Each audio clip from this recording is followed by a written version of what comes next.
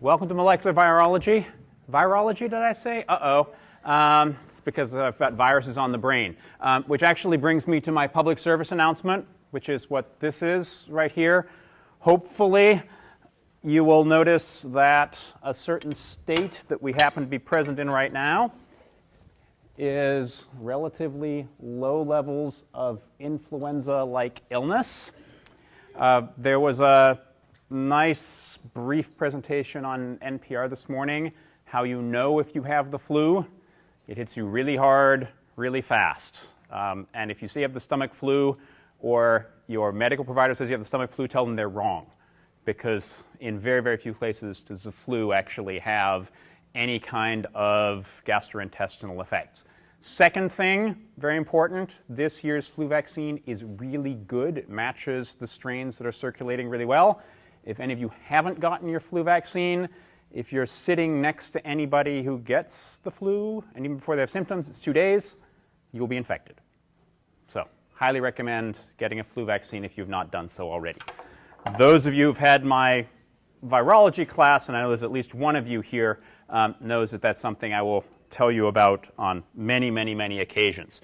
So this is molecular biology. If you're expecting, I don't know, Greek literature, it's the wrong place. Time to leave. Another quick thing, we are in an earthquake zone. Exits are there, and in that corner. Hopefully we won't have to deal with that, but good thing for all of us to know. You can see me. I'm up here at the front. If I'm not actually here, where do you find me? The far and away the best place to find me is actually by email, kstedman@pdx.edu.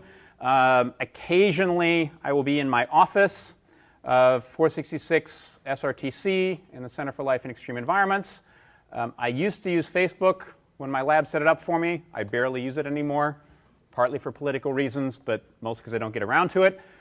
Much more commonly, I'll be posting on Twitter, so if you want to hear about vaccines, great place to go. There's also a bonus Twitter posting, which I'll be putting up later today, and you'll know what that means if you take a look at it.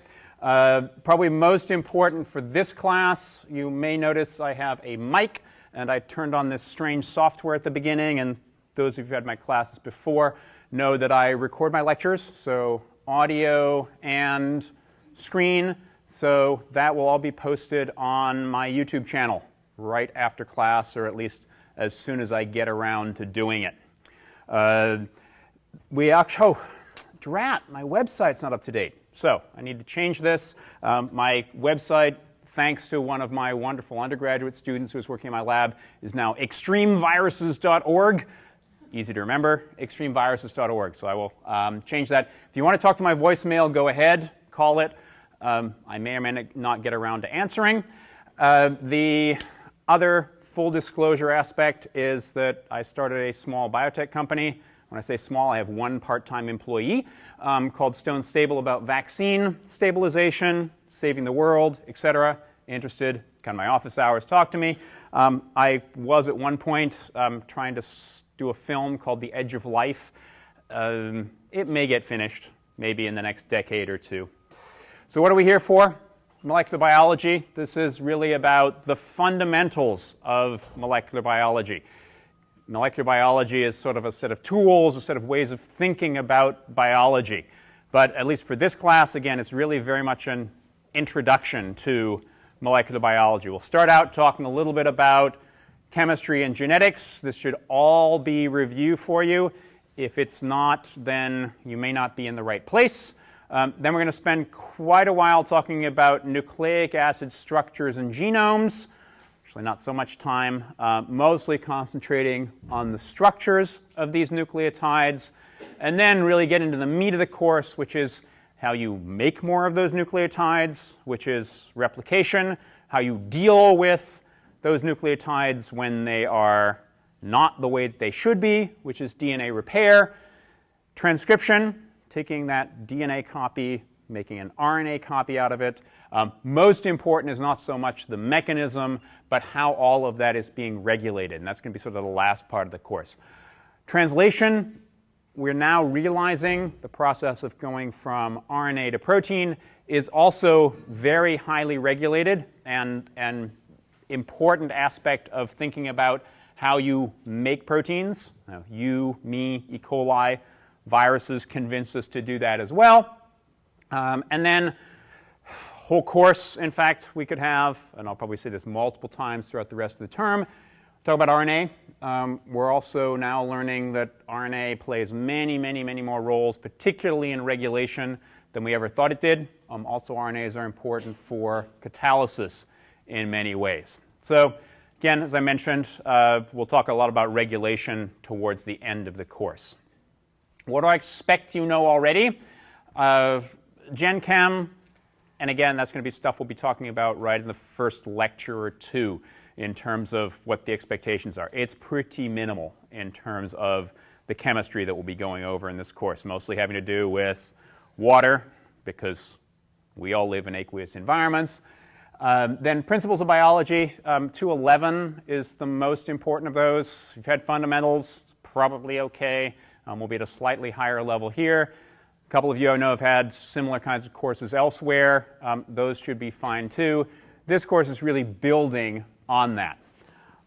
How many of you have taken genetics? How many of you are planning on taking genetics or taking it this term? Okay. That should be no problem. There's actually going to be a little bit of overlap between the two. That's unavoidable. Hopefully the overlap is the important stuff. So you'll get it one or both places. OChem, how many have had OChem? Okay, so quite a few of those. It is probably not going to make a big difference as far as this class is concerned, but may help a little bit. Biochemistry. Okay, some of you will be able to fall asleep in some of the lectures that we do, so that'll be great. Only there are not that many of you, so anybody else who falls asleep, I'll be noticed. Micro. Taking micro now. Okay, not very many of you. Good. Because you're supposed to have taken this course before you take microbiology. Cell biology, a few of you. Okay, going to be taking it this term. Okay, not a huge number. Okay, good. So if you have any questions about this, please come and find me after class or ping me with an email or come and find me in office hours. What are the course materials? Lectures. Many people ask me, Dr. Stedman, where do you get your questions from? When I get back to my office after class, I try and write down questions from the lecture that I've just given. I do not go back to the textbook and say, what's on the fifth line of page 238? So really, lectures are the focus for this course. I use the textbook. You'll notice almost all the figures that I'll be using in my presentations are from the textbook.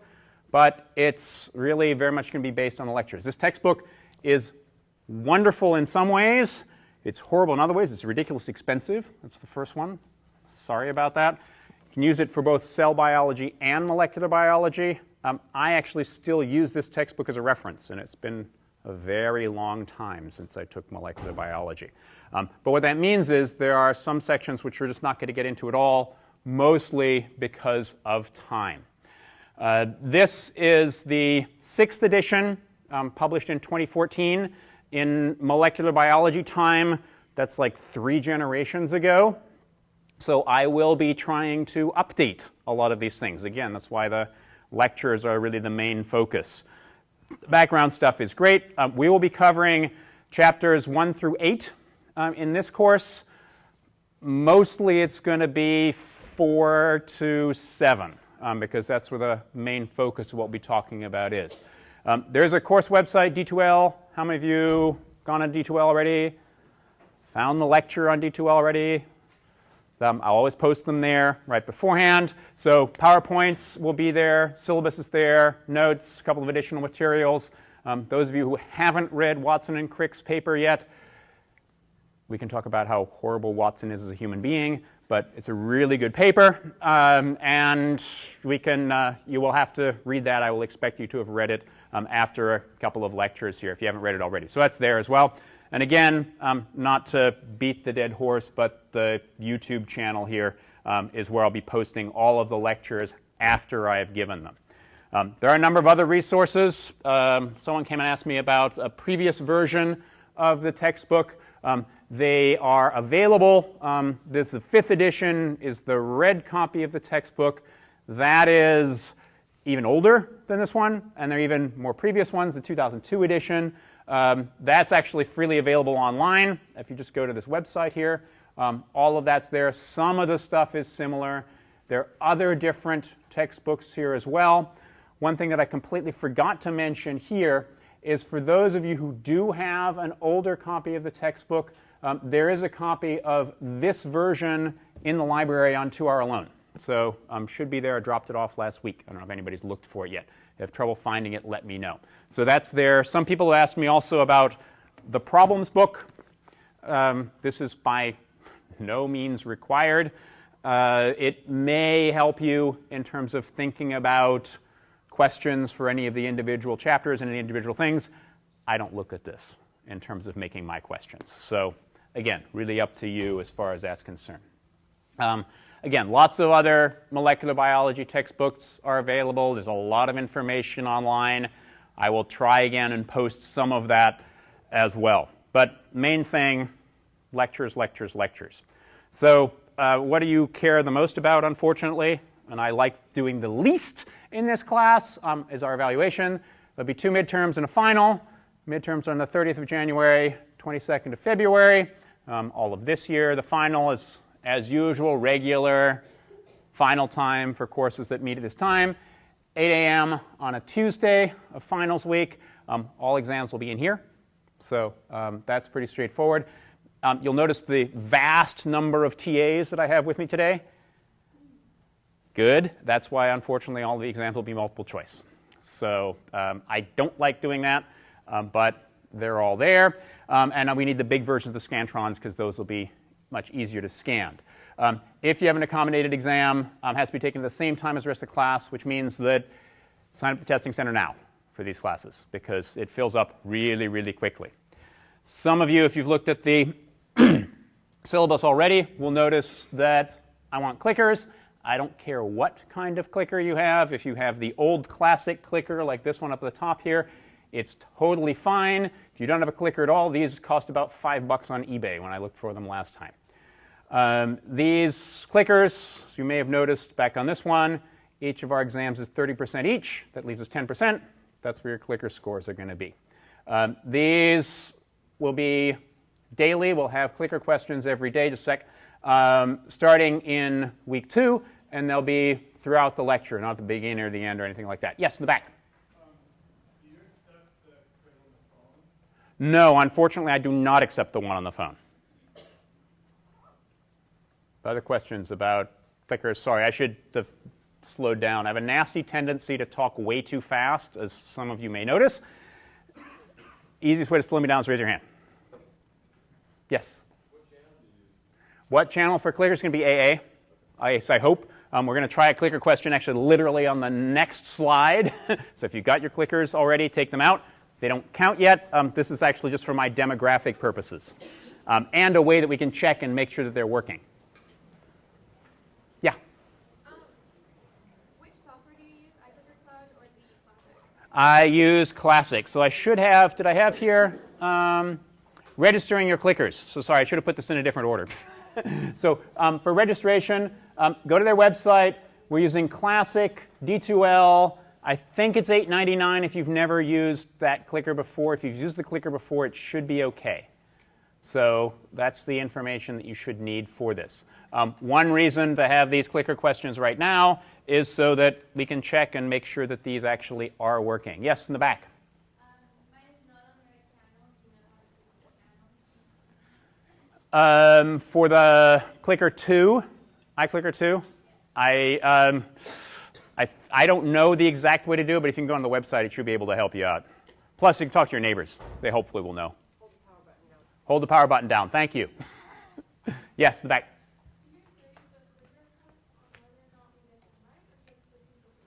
Yes, question is, and I'll try and, sorry, I should be repeating these questions too because I'm recording them and some people may not be able to be here. I know somebody had a stomach bug, not the flu, this morning. Yeah, am I going to count on participation or on getting the answers correct? I only give you points for answers that are correct. However, and we'll get to this in just a second, I normalize to the high score. of whatever it is at the end of the term. So they're going to be probably usually the most number of clicker points that are correct is between 85 and 90%, and then you'll have those. But no, I do not give a participation point. I don't see your class listed in the course list. Do you know what the course is listed under? On the iClicker site? That's strange. I will have to look into that because it should be. It should be by 334. Nope, doesn't seem to be there. Okay, well, let's do our clicker check now. Section of work. Okay, yes, AA. Here it is. Base frequency code is AA. Press and hold down your power button for 2 seconds. Press A, then A. Okay, I've already got it on mine, so.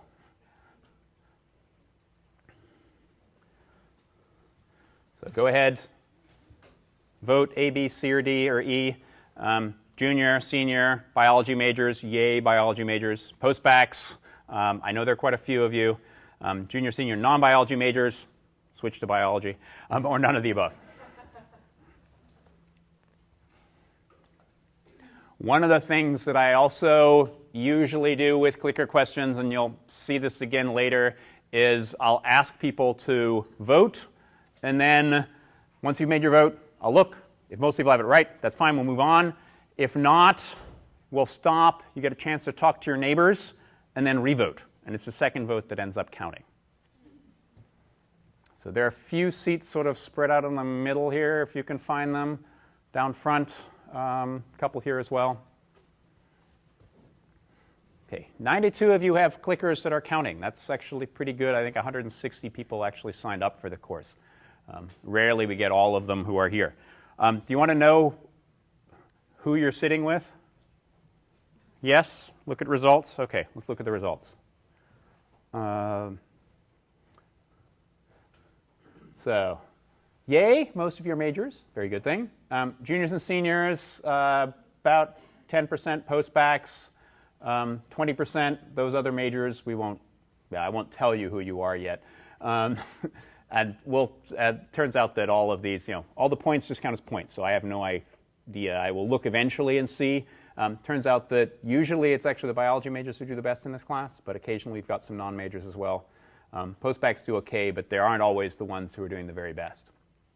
And then a few of you are none of the above. I'm actually curious. Those of you who are none of the above, you could email me and let me know, what your situation is. That would be great. Okay, so we did the clicker registration. Still here. How do I do grading? As I mentioned already, in terms of clicker scores, I'm going to normalize the top score, whoever it is, to 100%. And then I'll scale from there. And what that means is that on exams, usually the top score ends up being something like between 40 and 45 out of 50. And so you can just scale down from there. That means my exams are bad because there are questions that are no good. But at least the fact that I let you normalize from whatever it is should be to your advantage. And you can just go down the rest of this. How do you end up in this area right here? And I don't have a certain percentage that have to end up with B scores. It's just the way it is. Probably the thing that most people find useful are old exams on D2L. I post all of my old exams and all of my old keys on D2L. So if you have any questions about what kind of questions I'm likely to ask, what the answers are likely to be, go take a look on D2L. That should be far and away the best way of looking at these things. That being said, some of the older exams in particular, and actually for this course, it's going to be a little different because I move things around a little bit. So there are going to be a couple of subjects which are actually on the final exam, which are going to be in the first exam. And I'll try and make those clear as we go through here. People also find it really useful to go back and check out the lectures on the YouTube channel. I don't like to listen to myself, but if you want to listen to it, if it helps, great. Office hours, which is immediately after class. There is a class in here right after us, so we can either meet out in the hallway or head over to my office in SRTC. If people have classes after this, how many of you have a class right after this? Okay, quite a few of you. So if you'd like to talk to me, just send me an email. We can set up another time. I'm here usually from about 8:30 in the morning till 5:30 in the evening, 5 days a week. So, and I can also, I'm more than happy to respond to emails as well.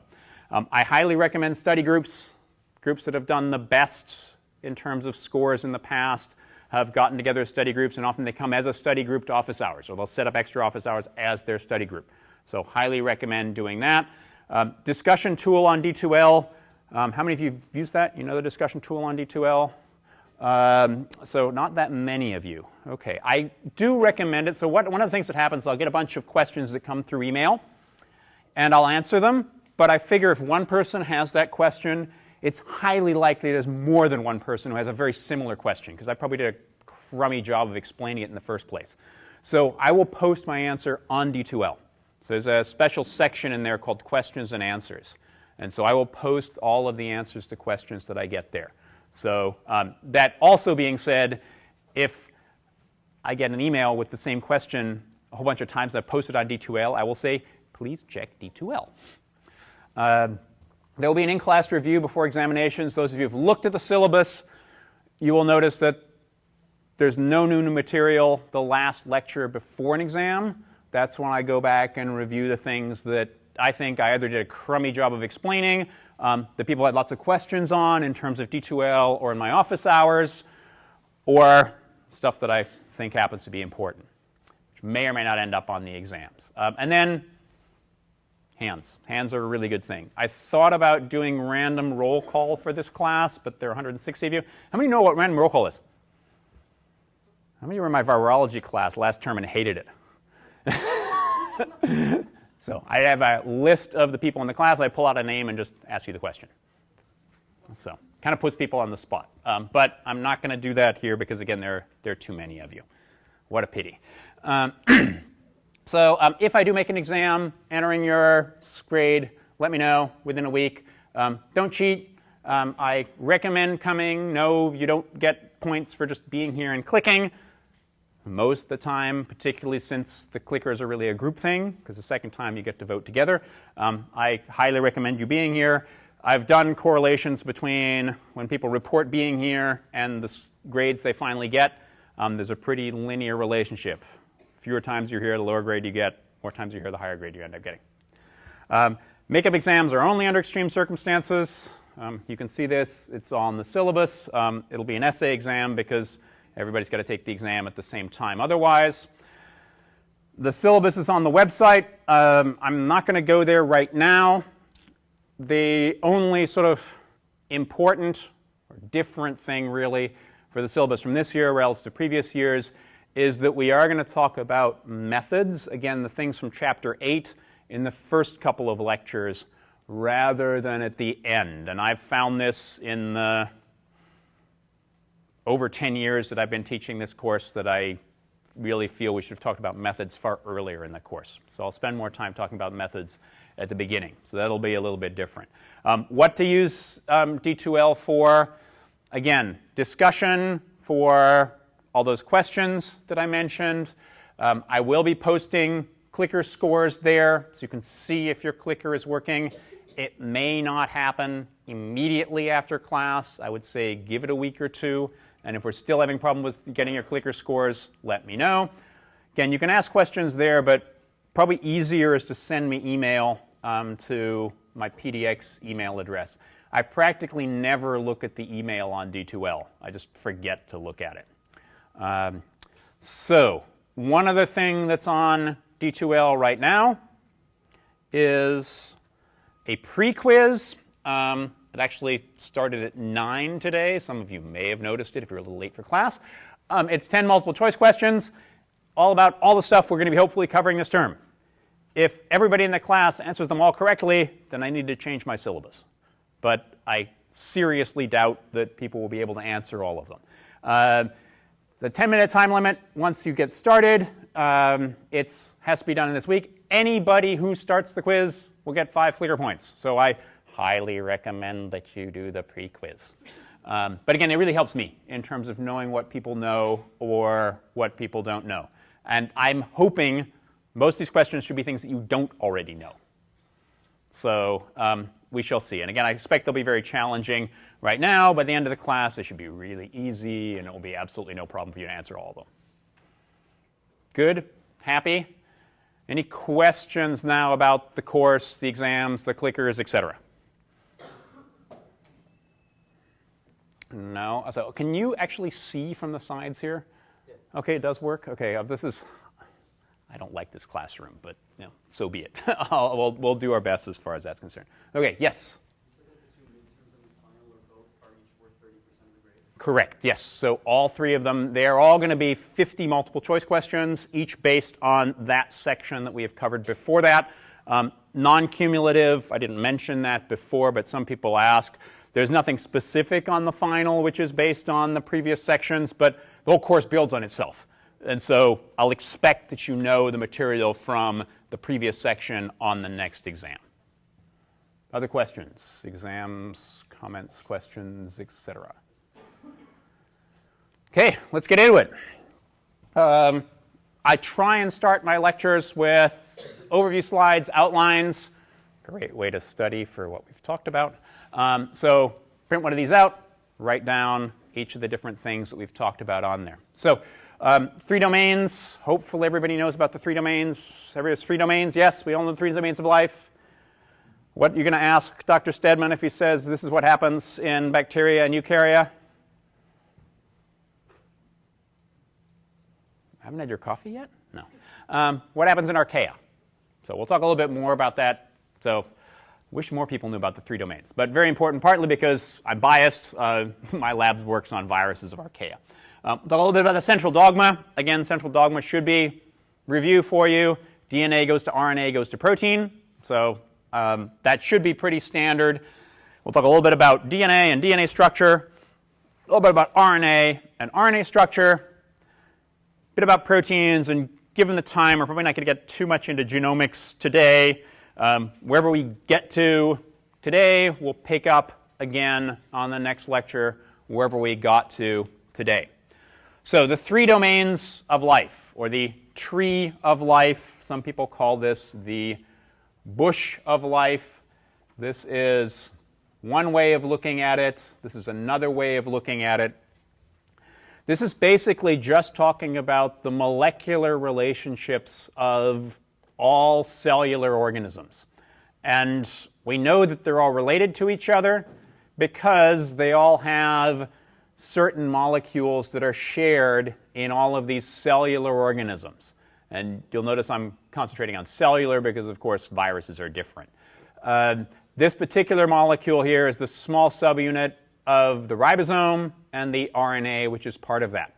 So if you take this particular molecule, the small subunit of the ribosome, look at its sequence, and compare this sequence to all of the sequences of all of the cellular organisms, every single one of them has it, and they're all similar to each other. And so this is a really good indication that all current cellular life evolved from what one of my colleagues, Patrick Forterre, likes to call Luca, the last universal cellular ancestor. And so that was probably here. And then over probably about 4 billion years of evolution, we end up with things like us, E. coli, one of my favorite organisms, Syllabus here, all of which have diverged to some extent from this original common ancestor. The reason this figure here in our textbook is gray in these regions because it's kind of controversial. And in fact, it really depends on how you compare all of these sequences to each other, where any particular organism ends up being. And instead of it being a tree, lots of people talk about this being the bush of life. And there was a really nice book that came out, if I remember correctly, by David Quammen, talking about molecular evolution, and particularly the work of Carl Woese, fortunately passed away a couple of years ago now, who was instrumental in first coming up with this idea of using these molecules to trace evolution, and also in the process discovered the archaea. And as just a quick reminder, molecularly, we're really boring because all animals actually are represented right here in our tree, and all plants are represented here, all fungi are represented here. You can also see that right here. We are ridiculously closely related at a molecular scale to all of the eukaryotes, whereas archaea and bacteria are much more distantly related. And when I say that, what do I mean? Basically, that comes from taking these sequences and looking at the comparisons between them. So here we have the sequence again of the small subunit of the ribosomal now DNA gene, because there are no uracils in here, it's just the thymidines, and comparing the human gene, the Methanococcus is an archaean, E. coli, classic bacteria, and then the human sequence again down here at the bottom. All of the vertical red lines say it's an identical sequence. Anytime where you've got a dot, that means there's an extra nucleotide in some of these other sequences, and a gap means that it's unique in one of these other sequences. It's a little hard to see here, but if you were to count up all the red stripes between human and Methanococcus, you would find there are more of those, but then between Methanococcus and E. coli, and between E. coli and human, and about the same number of differences between Methanococcus and E. coli as E. coli and human. So that says that these are all they're first related to each other because you've got these genes that are very similar and have then derived over time, evolutionary time, differences between the two, but that they're pretty clearly different, and most importantly, that Methanococcus and archaea are more similar to humans and other eukaryotes than bacteria are. And then another thing that I wanted to mention here, and this is not so much specific to the small subunit gene, but just in terms of thinking about fundamentals versus differences. So if you want to study something really fundamental about biology, molecules, etc., you want to find sequences or functions which are going to be really similar between all of these different organisms. Again, eukaryotes, bacteria, and archaea. So you'd concentrate on these regions here which are really well conserved, i.e. they're going to be very similar in terms of their sequences. What does that mean in terms of evolution? It means that if there's been a change here in this particular sequence, it's really deleterious because evolution has come along and said, you can't use that. On the other hand, if you've got regions of sequence where you have differences, clearly this is an area where evolution can happen, and it's something which can then survive. And in many cases will then be something which is specific for that particular lineage, that particular set of organisms. So if you find something that's really conserved, i.e. present very similarly in all kinds of different organisms, that's going to be something that's likely to be really fundamental. If you find something which is different, that can tell you something more about the differences in those different kinds of organisms. So mentioned, again, a molecular way of looking at things. It's all about these different cells. These cells should look rather similar to each other. If you just think about the individual cells, these are fertilized oocytes in this case, and then I forget what the plant equivalent is here. But these things all look pretty darn similar to each other. After development, they look pretty darn different from each other.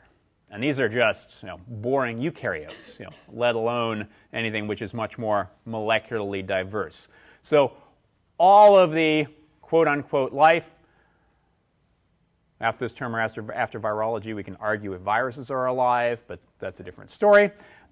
So we think about cellular life. They all start out as these single cells, and through the processes of development, again, a wonderful course. If you haven't taken it yet, highly recommend doing so. You get to this really amazing diversity of form and structure, but it's really all about the DNA. If you have DNA in one cell versus a DNA in a different cell, that's what's going to determine whether you end up with a sea urchin, a mouse, or I believe this is a fern of some kind here. You can tell I'm not a plant biologist. And in fact, most people think about this from the point of view of Dolly the sheep. Cloning, you can take DNA from one organism, and if you have an egg that is lacking DNA or that DNA has been taken out of it, most of the DNA, yes, I know they're mitochondrial DNA, we can, different story. But basically, nuclear DNA, you can do nuclear somatic DNA transfer, also known as cloning, and you end up with the DNA that you put in, not the cell that you put the DNA into. Now, this is only true in certain cases, and again, we can get into much more details about this as well. But it's really all about the specific DNA that happens to be in the cell. And most important is then, of course, which of those DNAs get turned on or turned off at any particular time, which determines how you're going to end up with an individual organism at the end. We also know that it's all about the DNA as the genetic material from studying the most important organisms on the planet. Actually, there are more of these than anything else as well, the viruses. So everything cells, all those cells start out with DNA. The cells look very similar to each other. It's the turning on and turning off of those different pieces of DNA which ends up giving you the different organisms that we have down here at the bottom. That leads us to something that Francis Crick, I won't make any comments about Watson and Crick, sorry, I'll try to be good. Francis Crick came up with this idea, what he called the central dogma, which is that DNA goes to DNA, which goes to RNA, which goes to protein. And again, this is what we're really going to be concentrating on for most of the rest of the course. So DNA goes to DNA, copying of DNA, again, this is a lot of what came out of Watson and Crick's model for what DNA looks like. I'll probably have my DNA model by Wednesday lecture and have it for the next couple of weeks of the term. DNA replication, one copy of DNA to a second copy of the DNA. Replication, again, DNA leads to DNA. Then we have transcription, which is where DNA gets transcribed into RNA.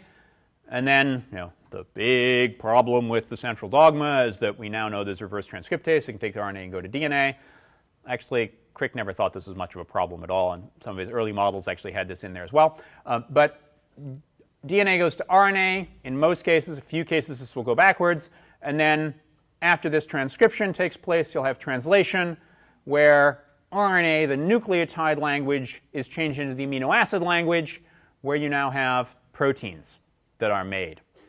So let's talk really briefly about DNA. Again, we'll spend a lot more time talking about this in the next couple of lectures. DNA has a couple of things which are really important about it. The first one is that it is polar. Okay, now this is not polar in the chemistry sense. This is polar in the molecular biology sense. And I'm sorry this is confusing. Lots of people have some problems with it. When I say polar, when we talk about polarity in a molecular biology point of view, it says a molecule has a front end and a back end, a beginning and an end. So DNA, the polarity that you have of DNA is 5' to 3'. And that's supposed to be shown up here. You have a 5' phosphate and a 3' OH. This is true in the individual nucleotide, but it's also going to be true in a whole strand of DNA. Unfortunately, they flipped it around here. So here's your 5' phosphate. Here's your 3' OH. And here, 5' phosphate, 3' OH. Most of the time, always exceptions. This is biology. There are always going to be exceptions in biology. DNA is going to be present in a double-stranded form, and that is each of those strands is going to have opposite polarity. So if one strand is 5' to 3', the other strand is going to be 3' to 5'. So always opposite polarity. And that is one of the things, one of the really huge breakthroughs, actually, of Watson and Crick's model, was that you had this opposite polarity on the two different strands. There is no way they could have gotten that from stealing Rosalind Franklin's data. That was something that is really all of theirs. And it's symmetric, because of course you've got something which looks like this. You flip it over, it's the same on the other side. So you have a symmetry to the molecule as well. That they did steal from Rosalind Franklin. The two strands are complementary, so G's pairs with C's, T's pair with A's. This should not be new to you. But that each of those strands, if you have one strand with one particular nucleotide on it, the opposite strand in the opposite orientation, you know what that nucleotide at least should be. So that's the basic structure. How our DNA is made. It's what we call a templated polymerization. So the template is going to be one strand, and the polymerization is just one nucleotide gets added after another, added after another, added after another. Now, of course, this always brings up the chicken and egg question. Where did that first strand come from in the first place? We'll get back to that a little bit later on. But basic idea here is you have something, and all that you're doing for replication, as we'll see for transcription too, is making a copy of something which is already there. And polymerization, we'll talk all about polymerization reactions a little bit later on. One of the most important things, at least as far as I'm concerned at a molecular level with DNA, is that it's redundant. Whenever you've got two strands that are complementary to each other, you got two copies of that information. And that, as we'll see, is absolutely critical when we start talking about DNA repair. DNA, again, as we'll talk about more later, is a really crummy molecule to use for genetic information because it breaks down a whole bunch. But it's really great if you're going to be using it for evolution because you can have some of these changes that happen. So, was that a question or just? Oh yeah, sorry. against that window, you guys yell at me. Yeah, it's tough. Yeah. No problem. But for the polarity, Yeah. on a circular DNA, do you consider the polarity from initiation to initiation or from initiation to termination? Okay, so the question, I'll just repeat this, and correct me too if I'm missing your question too. One of the quick aside here, those of you who've done public speaking and answering questions, if you don't know the answer to a question, repeat the question in a way you know how to answer it. But yeah, if I understand your question correctly in terms of polarity, when you're thinking about double-stranded DNA, right. But when you're replicating something which is circular, that's almost always going to be double-stranded. So yeah, and at that point, you'll have one strand which is 5' to 3', the other one which is 3 to 5. So you count from initiation all the way back around to initiation? Okay, so the question would be, it depends which strand you're talking about, which way you're talking about the polarity of one versus the polarity of the other. Now, we'll talk more when we talk about replication later on, and I'll get back to that then. But what people will do is then talk about downstream or upstream relative to where you start. Because if you've got two strands, it really makes no difference. And so if some obnoxious professor would ask you a question on an exam about something like this, he or she will hopefully try and say template strand versus non-template strand, or which strand's being made versus what other strand is being made. And if he or she doesn't do so, during the exam you hold up your hand and say, what the heck? So yeah, but no, it's a great question, and that it does bring up these kinds of issues, because if you've got something which is double-stranded, it's like, well, what's 5' and 3'? You've got both. It just really depends on which strand you're talking about. So it's a great point. Yeah? Do you use a certain set of vocabulary when talking about strands? Because I know you can say like anti-coding, coding, template. There's like tons of different. Yeah, so the question up front here is, do I use a consistent terminology in terms of coding, non-coding, template, non-template? When it really is going to depend on what I'm talking about in any particular case. So if, coding is going to be talking about protein coding. And so that would be the strand which actually is going to encode the individual amino acids. And template is going to be when you're copying something. So I could talk about template strands in terms of DNA replication, because this has nothing to do with coding, in terms of protein coding. Whereas when you talk about transcription or translation, then coding starts to make sense. So, but yeah, if there's anything comes up, you're like, oh, what do you mean by template versus non-template? Just please ask me. Other questions about this? Okay, so transcription, of course, is now going from DNA to RNA. RNA also has polarity, same kind of 5' to 3' polarity, also phosphate versus OHs. One of the really big differences between RNA and DNA, certainly in terms of transcription, is that when you have replication, you go from one double-stranded copy to two double-stranded copies. In transcription, you go from a double-stranded template to multiple copies of that template. So the process of transcription is really a process of amplification. So getting many copies of one particular part of your genome. And we'll talk much more about that when we talk about transcription a little bit later on. One of the things you may notice that I don't talk about here is that RNA is single-stranded. I hate that terminology. It's something you will see in almost all of my lectures. If I have something in quotes, remember like life is cellular in quotes before, because we can talk about viruses as being alive. Mostly SS, single-stranded. Most particularly stable RNAs, and we're finding out now also about a lot of messenger RNAs, are usually not single-stranded. Most of them are base pairing with each other in some kind of secondary structure. And this is definitely true for all of the structural RNAs, the tRNAs, the ribosomal RNAs, any of the regulatory RNAs, etc. Now, what I like much better is single molecule, because most RNAs are going to have the polarity of one end to another end, a 5' end to a 3' end. So, but again, I don't like the single-stranded stuff. Okay, hopefully, again, all of this is review. Instead of thymidine in RNA, you have uracil. Instead of deoxyribose, you have ribose.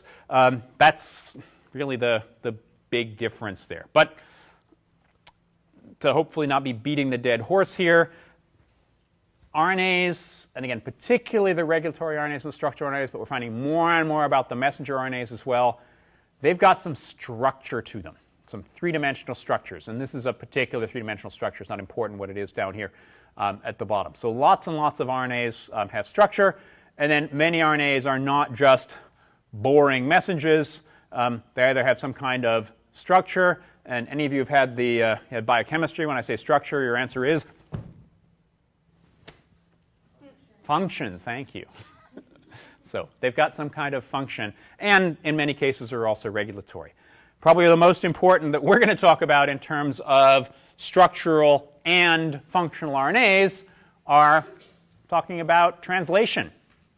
So taking that transcribed RNA and turning it into protein. Basically, translation is all about the RNA. Ribosomes are all about the RNA. You can get a functional ribosome without any protein whatsoever. It's not very efficient, it's not very stable, but RNA by itself can use an RNA template to make polymerized amino acids to make proteins. So I think this is probably one of the best pieces of evidence that there was an RNA world before DNA and protein was invented much later on in the process. So translation is really about the RNA, and then we've got some extra proteins as well, which are there. We'll talk a little bit about the, quote, universal genetic code. What does Stedman mean when he puts quotes on something? I'm going to have to start doing this, random roll call thing. Yeah, there are always going to be exceptions to it. And in this case, there are quite a few exceptions. More and more of them we're discovering as time goes on. But it's mostly universal would be a good way. I think another thing is maybe another way of translating when Stedman puts quotes on slides would be mostly whatever it is right after that. And hopefully it's no news to any of you that 3 nucleotides encode 1 amino acid. And to do this process of going from the nucleotide language to the protein language, you need transfer RNAs, which are mostly RNA with 1 little amino acid at the end, and ribosomal RNAs, which are supposed to mostly be shown by this bluish and this greenish part down here at the bottom. One of the things that is slightly brought up in this textbook, again, in terms of the progress which has been made since 2015 to 2018, we know so much more about the ribosome and its structure and how translation works since this book was published. So I'll spend quite a while talking about some of the really amazing structural stuff that's been done on the ribosome since then. Some of you may have heard that not the Millennium Prize. What's the prize that the Alphabet people, Zuckerberg and Google and everybody else give? Not the Millennium Prize. I forget what it's called again. But be that may, a couple $1 million for your research was given a couple of years ago to the guy who came up with the structure for the ribosome. So, yeah, it's cool and interesting in my class, but you can also get prizes that are worth a lot of money for it. So once you've done this whole process, have the proteins. Proteins are important for lots and lots and lots of different things. We're mostly going to be talking about proteins in this class as enzymes, which are going to be catalyzing chemical reactions. The vast majority of the chemical reactions we're going to be talking about are going to be polymerization reactions, nucleotide polymerization reactions. And we'll also talk about RNA enzymes in terms of the ribosome and how the ribosome, actually these are ribozymes because it's all the RNA which is doing the process of translation, how those are working. But also many proteins are regulatory proteins. And so they will interact with nucleic acids in order to regulate translation, regulate transcription, and also these are the enzymes which are going to be doing replication as well. So we'll talk a lot more about these, particularly in the next couple of lectures. A couple of things about proteins, however, that I wanted to mention now, and again, we'll revisit later on. True for almost all enzymes. They'll have one part of the protein, which is where catalysis happens. The vast majority of the protein is just extra to make this catalytic site. And it's really all about the structure, which leads to, thank you. So one example here is lysozyme. We have a polysaccharide. Lysozyme then will catalyze the cleavage of this particular molecule. So that's all I wanted to mention in terms of an overview. Yes, I spent about 20 minutes talking about it, and yes, we're going to spend the next 10 weeks talking about the rest of it. So 3 domains, bacteria, archaea, eukarya, clearly conserved in terms of the different cells. Mostly, again, we'll be talking about things that are conserved between all of these. The DNA is the genetic material. We've got the central dogma. DNA goes to RNA, goes to protein. But we'll also talk about it in all of the details once we move forward from there. So we've got about another 10 minutes or so. Of course, it does go to 10:05, and you will find that I often will go to exactly 10:05. So I want to talk briefly about what genomes are. This has true with so many different things in this class. Could be a whole course in and of itself, and if we had more lecturers and if we had more money from Salem, then we could actually offer more courses, but we don't. So what's a genome? Now, this is actually what Dr. Singer thinks a genome is. So lots of different ways of thinking about genomes. This is what you were mentioning, I think, a little bit earlier about the E. coli genome with an origin of replication and, in fact, a terminus of replication as well. Anybody know why I've got the elephant down here in the corner? My daughter's favorite animal. Yes, but that's not the reason that I put it on here. Is it the elephant in the room you're going to talk about? No, it's ce qui est vrai pour le bacille des coulis est aussi vrai pour l'éléphant. Huh? What? You didn't know you're supposed to have French in this class? You don't have to have French for this class. But the idea, this was either Jacob or Monod. I forget which one it was. I think it was Monod, Jacques Monod. And there's some really fun Monod stories I'll tell you a little bit later on in the class, too. One of the real pioneers in molecular biology working at the Institut Pasteur, he basically said if it's true for E. coli, it's true for the elephant. And that gets back to what we're talking about for conservation. Stuff that is the same for all these different kinds of organisms is really fundamental in terms of the way that biology works. No, the actual sequence that you have, the DNA sequence present in the genome, is not going to be the same for the E. coli and the elephant. But how it works, the individual nucleotides turn out to be really pretty darn similar between E. coli and the elephant. So if we think about this particular genome, there are a couple of different ways of looking at it. Mostly when I talk about it in this course, and again, getting back to the terminology question that you had a little bit earlier, I'll be talking about the complete nucleic acid sequence of a particular organism. So in the case of E. coli, it will be the, 4,639,221. No, I won't ask you that question on an exam. But that it's about 5 million, I might expect you to know. I won't expect you to know those actual numbers. But 5 million is a heck of a lot fewer base pairs to deal with than the genome of the elephant, which is actually not dissimilar to our genome, which is about 6 billion base pairs, if you count the diploid genome. So, but another way that lots of people will talk about genomes is actually not in terms of the nucleotide sequence. They'll just talk about the different genes. And actually, the different genes here are represented by the orange lines and the yellow lines, which are present here. These are now the protein coding sequences. And many of these protein coding sequences you will find in E. coli and in the elephant, particularly those ones that are important for the very fundamental processes which are here. The other thing, these little arrows here on the inside, these represent RNAs, which are being made from the genome as well. So RNA copies, and these are your functional RNAs, the tRNAs, the ribosomal RNAs. I think the regulatory RNA is actually even on this particular slide. But this gets us to the question is, okay, if it's true for E. coli and true for the elephant, how few genes can you get away with? And that brings us to stuff that's not in the textbook, which is the smallest possible genomes. This one's actually slightly out of date, but it's about where we got to. Fewer than 500 genes. And in fact, that was, I think, what the citation is from the textbook. 200 to 300 genes, and when I say genes, these are now the protein coding genes, are common to all cellular genomes. What do you think those genes are likely to code for? Quick. So, turns out they're important for translation, they're important for amino acid metabolism, they're important for replication, they're important for transcription.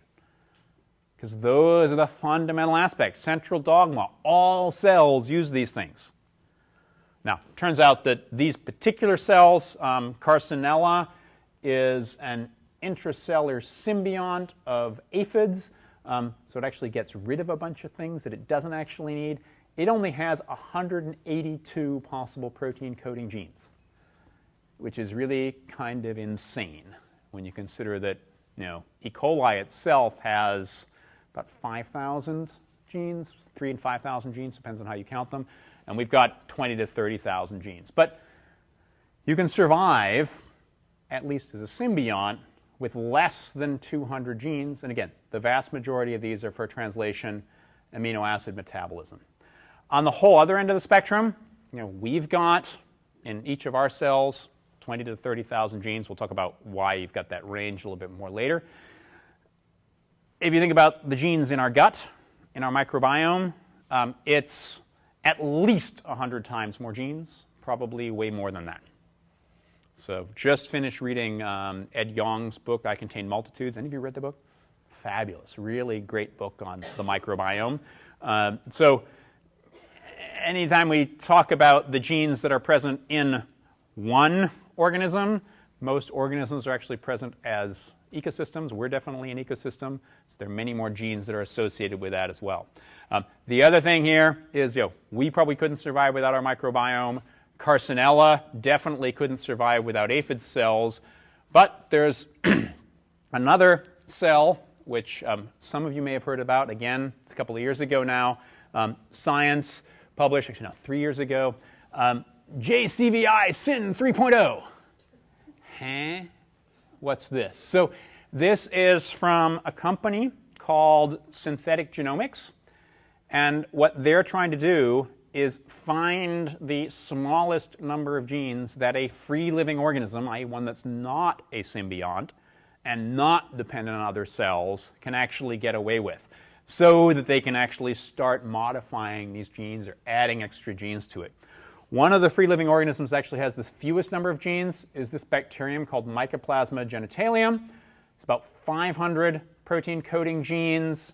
Their first synthetic organism had 900 genes, and actually they just took mycoplasma and added a bunch of extra genes to it. And then they deleted the genes that they had here and ended up with an organism that could actually survive with just 473 genes. And the whole process, we'll talk a little bit more about how this actually was done a little bit later on in the course, if people, particularly if people are interested, or you can email me. When I talk about stuff like this, again, a quick aside, I will try and give links to them so you can check them out. This particular one is a news article. This is the actual paper itself here. So shrinking genes and shrinking genomes, that's one thing, but we have way more genes than this. And E. coli has way more genes than this. Where did those genes come from? One thing that people talk about here, again, if we went way back to the tree, which I'm not going to do right now, last universal cellular ancestor, people think that probably had on the order of 500, maybe as many as 1,000 genes. But now E. coli's got almost 5,000. We've got 20 to 30,000. Where do these new genes come from? And what's the answer to the unknown questions? It's always going to be, where are we? These guys, but we'll get back to that in just a sec. So a couple of different ways you can get new genes. One is you change the old gene. Well, that's great. It allows evolution, but generally that's not going to increase the number of genes in a genome. Gene duplication, this actually happens way more frequently than we thought it did. Definitely in evolution, this gene duplication, and in some cases actually whole genome duplication, is really quite common. So gene duplication, this is another way you can get new genes. Once you've had this kind of gene duplication, then you can have mutation, particularly that's going to happen in one of the genes versus the other one. Then you can mix and match these genes. But probably one of the most important aspects of adding genes is this process called horizontal gene transfer.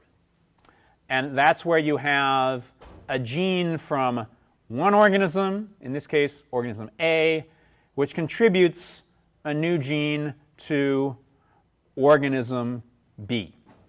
So I think we'll actually stop before we talk about homology, paralogs, and orthologs, because this is a challenging subject. So we'll talk about this, start here on Wednesday. People have any more questions about the course, come up and chat with me now. Otherwise, find me in my office or send me an email in terms of setting up an appointment.